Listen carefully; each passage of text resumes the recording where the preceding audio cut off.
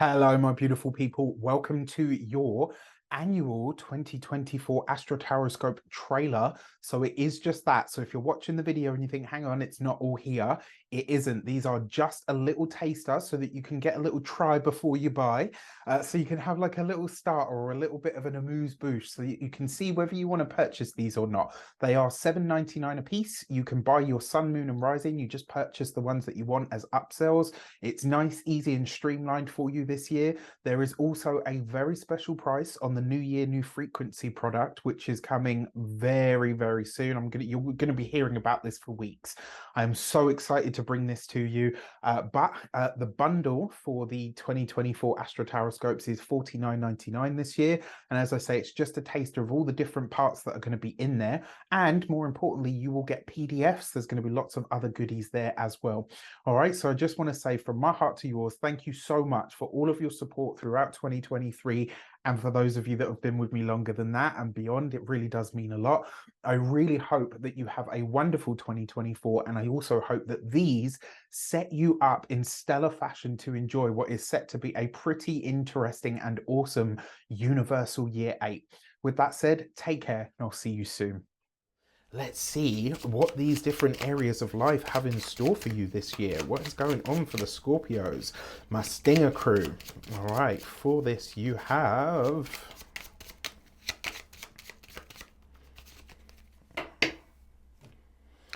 For your actions and options and interactions with the world, you have the Emperor, right? So you show up really strong here. I think for a lot of you, this is about you really dedicating yourself to the life that you want. And this is also you really committing to the actions that you take. So I kind of feel like for a lot of you this year, it's very much a case of my actions speak for themselves. So there's not going to be any explaining yourself or justifying yourself, which a lot of you got into last year. And I really do think that's because the year was what it was. It was a very weird year for all of us, right? And it hit everybody in different ways. But last year I saw a lot of Scorpios try to sort of justify what they do and it was just a really weird energy to see from you guys. And a lot of my clients actually said to me like, yeah, I don't know why I feel like I need to, but for some reason I just am, right? Now, this is you not getting into that energy. This is you forging ahead with a brand new path. For a lot of you, this is maybe establishing the path that you have on a sort of more solid foundation. So I love this for you, right? And this is an energy that you connect with quite well because you are both ruled by Mars. Straight into it. So this year, when it comes to your personal new moon for the year, it happens on the 1st of November at 9 degrees. By all accounts, the Scorpio new moon this year is actually very nice. It's in a really nice trine to a retrograde Saturn in your 5th house. What's even more impressive is the grand water trine at the late degrees between Mercury in your sign, Mars in Cancer and Neptune in Pisces. This is a spiritual and emotional enhancer that provides the right kind of support for you. And I actually feel like you'll feel quite good at this time. Friends and lovers could be playing very nicely at this time, and I get the feeling that the grand trine, the communication is good, it's heartfelt, and whatever you're talking about with friends and lovers, it could be around solid plans for the future. Good. So you're going to get one destiny card, one direction card per month for the year, as always, right? And also remember, this first card, it kind of typifies what you're going to be getting for this whole year, right? It gives you a real heads up of what kind of energy you're going to be working with. Now, that being said, the astrology transits that I'll be talking about, I won't be going into major detail because you've got your astrological cheat sheet. All right, so let's get into it. Your first card out for the year is... It's the Wheel of Fortune, right? This is going to be a great year for you. But remember with the Wheel of Fortune, it tends to show up in some way, shape or form in all of these sort of months. There's always an element with the Wheel of Fortune that you're in the right place at the right time. Sometimes that comes about by divine intervention or assistance, which means you might find yourself not where you expected to be, not having the experience that you expected to have, but you end up having one that's much better anyway.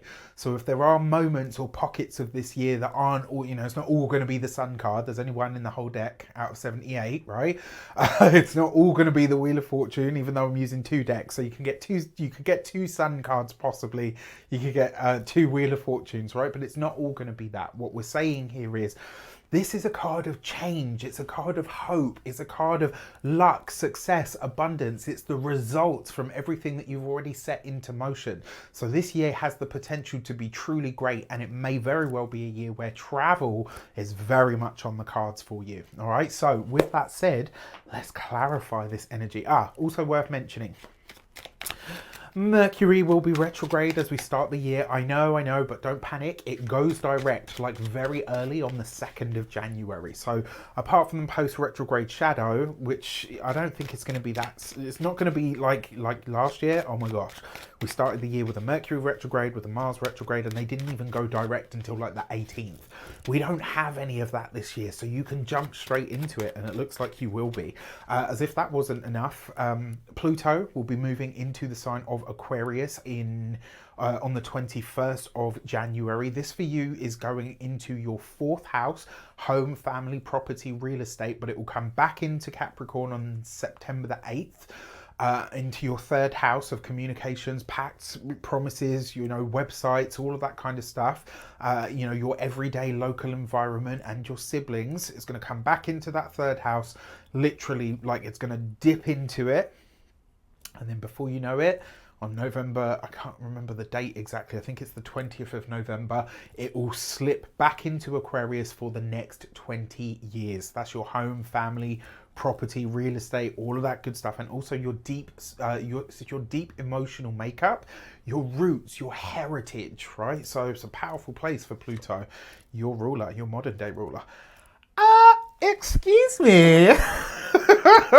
You've got the 10 of Cups, right? So January is a stellar month for you, right? You start the year in fashion, style, darling. Like, look at this.